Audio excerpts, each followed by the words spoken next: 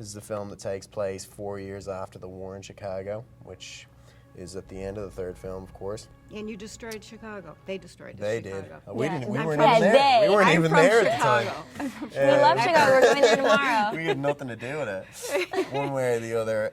This film picks up with a very different type of Autobot to the one we've seen before. Optimus and Bumblebee and the rest of the Autobots are kind of jaded and tired of humanity's flaws, and our job in the film, Nicola and Mark and myself, with the really nice human dynamic that we have, our job is essentially to restore their faith in humanity. And throughout the course of the film, of course, we're going to see a lot of explosions and car chases and everything great about a Michael Bay film. But what's very unique about this one is the human element that really grounds it. Well, I understand that there were some surprises for you on the set, that you didn't know that you were going to be running between cars that were exploding. Is that true? Or All sorts of things like that. Yeah, it was honestly like you get on set every day and you're not quite sure what is going to happen. You know, Mark gave me the most amazing advice, and I'm so happy he said this to me. It seriously helped me. Before we got on set, he told me, you know, read the script and make sure you know all your scenes, memorize all your lines, and know the scripts.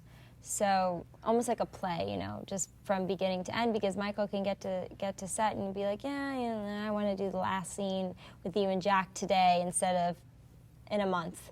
And so instead of scrambling back to your trailer freaking out, you know, at least you have a understanding of it. When he told me that he was interested in Nicola, I was really excited about that because I've known her since she was probably like 13. You know, I'm very good friends with her dad and the rest of her family, so I just knew that we'd have great chemistry. I knew the kind of work ethic she would bring to the table.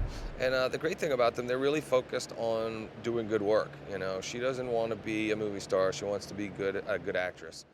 Well, I understand that there was one scene that you didn't know about until about 20 minutes before. Not even 20 minutes. No, it was about 4 or 5 4. minutes. And, Yeah.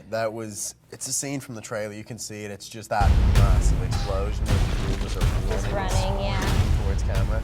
And we were in Detroit for that, and they had actually taken a guy out of retirement to set that shot up, like a technician, to make all those explosions happen. And there's so many cameras. Oh my God, it was like 9 or 10 cameras rolling on it. It had taken a week to build the shot.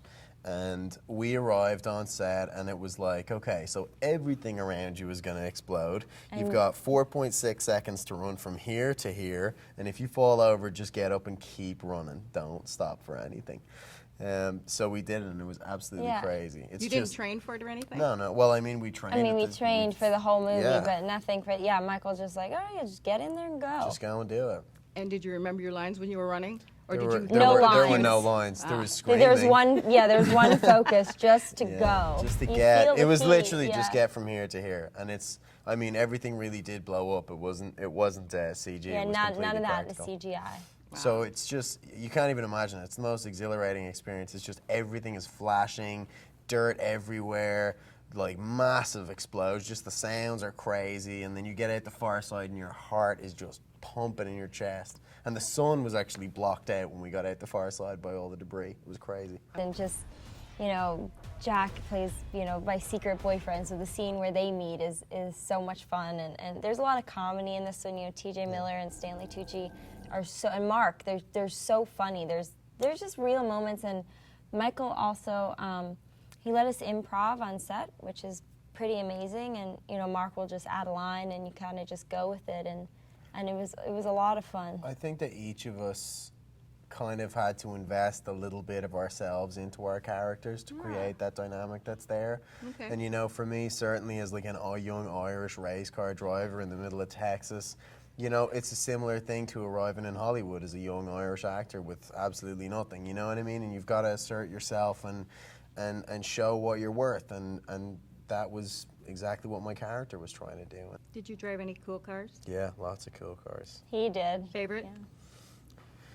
I think my favorite one was probably, we had like a 67 Camaro SS that was really souped up. Which one? That means nothing. Oh, do you remember the old Bumblebee? Oh, yeah. That was beautiful. I don't know cars. That was a really lovely car to drive.